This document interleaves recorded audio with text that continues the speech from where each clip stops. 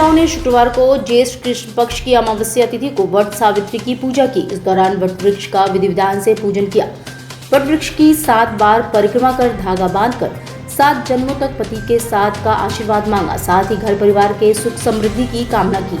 इसे भगवान शिव का भी स्वरूप माना जाता है। वट सावित्री की पूजा पतियों की दीर्घायु के लिए की जाती है। ये परंपरा सदियों से चली आ रही है। माता सावित्री ने अपने पति के लिए पूजा की थी। 80 घाट पर भी सुहागिन महिलाओं ने वट सावित्री के दिन वट वृक्ष की पूजा की। अपने सुहाग की लंबी कामना के लिए, लंबी आयु के लिए ये व्रत करते हैं और ये व्रत वट सावित्री पूजा के नाम से जाना जाता है। सावित्री अपने पति की लंबी आयु के लिए ये पूजा की थी। तब से ये पूजा किया जा रहा है, लोग किए जा रहे हैं। हिंदू बुनकर वाहिनी के आह्वान पर बड़ी संख्या में बुनकर गुरुधाम चौराहे से शुक्रवार को छाता लेकर प्रधानमंत्री कार्यालय तक पदयात्रा करते हुए प्रधानमंत्री के जनसंपर्क कार्यालय पहुंचे। इसके बाद कार्यालय के सामने साष्टांग लेकर विरोध जताया। उन्होंने अटल बिहारी वाजपेयी पावरलूम विद्युत फ्लैट रेट योजना 2023 के विरोध में सभी बुनकरों ने बारी बारी से व्यक्तिगत रूप से ज्ञापन सौंपा। वाहिनी के अध्यक्ष रामेश्वर गुप्ता ने त्राहिमाम करते हुए प्रधानमंत्री और वाराणसी के सांसद से गुहार लगाई। उन्होंने कहा कि आज हम सभी बुनकर ये निवेदन करना चाहते हैं कि हमसे हमारा धंधा न छीना जाए। हम सभी हिंदू बुनकरों का सरकार छाया प्रदान करे। कहा कि इस समय पावरलूम कुटीर उद्योग भयंकर मंदी के दौर से गुजर रहा है। फ्लैट रेट की विसंगतियों को अविलंब दूर नहीं किया जाता है तो इस त्रासदी में पावरलूम उद्योग को बचाना मुश्किल हो जाएगा। हमारी लड़ाई जो है 2019 से चल रही है। 2006 का जो सरकार की योजना थी, हमको सस्ती बिजली मिलती थी। 150 रुपया में हम अपने एक मशीन चलाते थे। आज उसको 800 रुपया कर दिया गया है, लेकिन पैर में बेड़ी लगा दी गई है 5 किलोवाट की। 5 किलोवाट से ऊपर जितने भी यूजर हैं आज काम कर रहे हैं, उनके लिए 30 गुना वृद्धि कर दी गई है। अग्निवीर योजना मामले में पिछले साल पूरे देश में जमकर बवाल हुआ। इस क्रम में 17 जून 2022 को प्रधानमंत्री नरेंद्र मोदी के संसदीय क्षेत्र वाराणसी में भी अग्निवीर योजना के खिलाफ जमकर बवाल हुआ। वहीं वाराणसी में हुए इस बवाल में सरकारी संपत्ति में तोड़फोड़ के साथ प्राइवेट गाड़ी को नुकसान हुआ। इसी मामले में मुख्य अभियुक्त रहे अधिवक्ता राहुल राज को अब जिला न्यायालय से अग्रिम जमानत मिल गई है। इस पूरे बवाल के बाद कमिश्नरेट पुलिस ने कार्रवाई करते हुए इस मामले में राहुल राज को मुख्य अभियुक्त बनाकर विभिन्न धाराओं में मुकदमा दर्ज किया था। राहुल राज महात्मा गांधी काशी विद्यापीठ के पूर्व छात्र संघ उपाध्यक्ष एवं NSUI के नेता हैं। 1 वर्ष के बाद आज मैं अपने घर पहुंचा हूं और अग्निवीर योजना जो कि 1 साल पहले लागू हुई थी, उसमें जो विरोध प्रदर्शन हुए थे, आक्रोश प्रदर्शन हुए थे, उसमें बनारस से मुझे मुख्य अभियुक्त बनाया गया था और लगभग दर्जनों मुकदमे मेरे ऊपर दर्ज किए गए थे, जो कि पूर्ण रूप से फर्जी मुकदमे थे। जब ये सारे विरोध प्रदर्शन हो रहे थे तब मैं बीमार था, अपने घर पर था। मुझे फर्जी तरीके से केवल इसलिए फंसाया गया क्योंकि मैं विपक्ष दल की राजनीति करता हूं और साथ ही एक वंचित परिवार से आता हूं, एक दलित समाज से आता हूं। बाबतपुर स्थित लाल बहादुर शास्त्री अंतर्राष्ट्रीय एयरपोर्ट पर शुक्रवार को सिक्किम के राज्यपाल लक्ष्मण आचार्य और जल शक्ति मंत्री स्वतंत्र देव सिंह पहुंचे। इस दौरान वहां पहले से मौजूद पार्टी नेताओं व कार्यकर्ताओं ने उनका स्वागत किया। राज्यपाल लक्ष्मण आचार्य महात्मा गांधी काशी विद्यापीठ में आयोजित रोजगार मेले में बतौर मुख्य अतिथि शामिल होंगे। राज्यपाल व मंत्री का स्वागत करने वालों में MLC हंसराज विश्वकर्मा, जिला पंचायत अध्यक्ष पूनम मौर्य, महानगर अध्यक्ष विद्यासागर राय, नगर निगम की पूर्व मेयर मृदुला जायसवाल, अशोक चौरसिया आदि रहे। वहीं रोहनिया विधानसभा के विकासखंड आराजी लाइन क्षेत्र के खेवसीपुर गांव में हर जल हर घर नल योजना के अंतर्गत आयोजित जन जागरूकता कार्यक्रम में कैबिनेट मंत्री स्वतंत्र सिंह ने सबको संबोधित किया। महादेव के भक्तों को बाबा के दरबार में पहुंचने में कोई परेशानी न हो, इसके लिए योगी सरकार ने हर तरह के प्रबंध किए हैं। चिलचिलाती धूप और तापमान से जलती जमीन से श्रद्धालुओं को बचाने के लिए योगी सरकार श्री काशी विश्वनाथ धाम में विस्तारित आंगन में मैट बिछवाकर जनरल हैंगर को छांव की व्यवस्था करा दी है। वहीं उमस भरी गर्मी से एयर कूलर से बाबा के भक्तों को सावनी फुहार जैसी राहत मिल रही है। श्री काशी विश्वनाथ धाम के विस्तारित आंगन में भक्तों के लिए वाटर कूलर की भी व्यवस्था की गई है।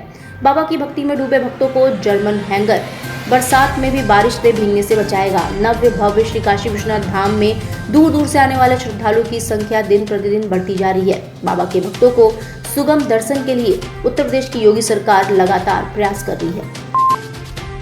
भारतीय डाक विभाग द्वारा महिला सशक्तिकरण उत्सव एवं GI उत्पादों पर विशेष आवरण व विरूपण विमोचन कार्यक्रम का आयोजन काशी हिंदू विश्वविद्यालय के महामना सभागार में किया गया।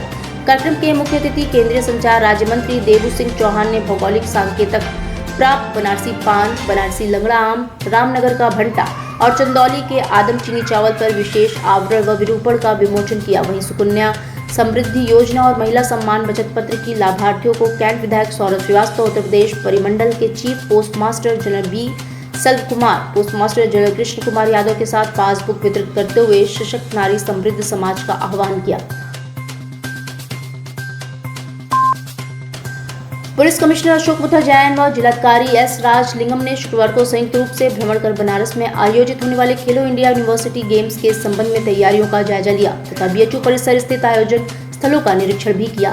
निरीक्षण के क्रम में अधिकारी दल द्वारा परिसर स्थित इंडोर स्टेडियम, क्रीड़ा मैदान, गेस्ट हाउस आदि का निरीक्षण किया गया तथा उक्त के संबंध में उचित दिशा निर्देश दिए गए। खेलो इंडिया यूनिवर्सिटी गेम्स के तहत बनारस में 2 खेलों का आयोजन होना है, जिसमें 26 से 29 मई तक कुश्ती तथा 1 से 3 जून तक योगासन का आयोजन होना है। बनारस में आयोजित होने वाले खेलों में कुल 240 प्रतिभागी भाग लेंगे। मुख्यमंत्री योगी आदित्यनाथ ने शुक्रवार को हाल ही में संपन्न हुए उत्तर प्रदेश नगरीय निकाय चुनाव में नवनिर्वाचित नगर निगम मेयरों से अपने सरकारी आवास पर मुलाकात की।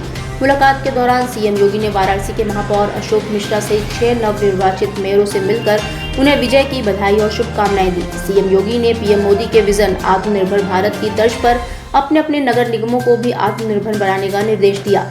उन्होंने कुछ अच्छा और कुछ नया करने का सुझाव दिया। सीएम ने मेयरों को अंडरग्राउंड केबलिंग के कार्य को प्राथमिकता पर रखने के साथ ही कूड़ा प्रबंधन में सॉलिड वेस्ट मैनेजमेंट और लिक्विड वेस्ट मैनेजमेंट को भी तरजीह देने को कहा है। ट्रांसपोर्ट नगर योजना का विरोध कर रहे किसानों पर लाठीचार्ज और उनके विरुद्ध गंभीर धाराओं में मुकदमे दर्ज कर जेल भेजने की कार्रवाई के खिलाफ शुक्रवार को समाजवादी पार्टी और कांग्रेस पार्टी ने शासन व प्रशासन के खिलाफ मोर्चा खोल दिया है। शुक्रवार को एक और सपा के एमएलसी आशुतोष सिन्हा अपनी टीम के साथ किसानों से मिलने जिला जेल पहुंचे तो दूसरी ओर कांग्रेस के प्रांतीय अध्यक्ष अजय राय अपनी टीम के साथ पहुंचे। नेताओं ने जेल में बंद किसानों से मुलाकात की और उन्हें हर संभव समर्थन व मदद देने का भरोसा दिलाया। नेताओं ने भाजपा सरकार को पूंजीपतियों के हित में कार्य करने वाली और किसान विरोधी सरकार बताया। लेकिन जो अधिग्रहण किया गया था उसके अलावा भी जमीन ट्रांसपोर्ट नगर के लिए जो उसके अलावा भी वहाँ पर और ज़मीन भी घेरने का काम कर रहे थे। जब किसानों ने विरोध किया कि इसका आप पक्की पैमाइश करा लीजिए, जहाँ आपका होगा वहीं लीजिएगा और एक्स्ट्रा ज़मीन मत घेरिए। अरे भाई, कांग्रेस पार्टी शुरू साथ दे रही है। तहसील में पहले दिन था, हमारे जिला अध्यक्ष हमारे पूर्व सांसद पहले दिन तहसील से लेकर उसके बाद गाँव में सबसे पहले हम लोग गए। हम लोग वहाँ से जाकर बात उठाए। कांग्रेस पार्टी कल कचहरी में जाके मांग पत्र दिया कमिश्नर पुलिस को। आज जेल के अंदर हम लोग सब लोग मिलने आए हैं। ज्ञानवापी मस्जिद में मिले कथित शिवलिंग के साइंटिफिक सर्वे और कार्बन डेटिंग के आदेश पर सुप्रीम कोर्ट ने अंतरिम रोक लगा दी है। इलाहाबाद हाई कोर्ट के 12 मई के फैसले पर रोक लगाते हुए सुप्रीम कोर्ट ने कहा कि इस मामले में संभल कर चलने की जरूरत है। हाई कोर्ट के आदेश की बारीकी से जांच करनी होगी। हाई कोर्ट के फैसले के खिलाफ मुस्लिम पक्ष ने सुप्रीम कोर्ट में याचिका लगाई थी। ज्ञानवापी मस्जिद प्रबंधन समिति की तरफ से वकील हुजैफा अहमदी ने ये याचिका दायर की।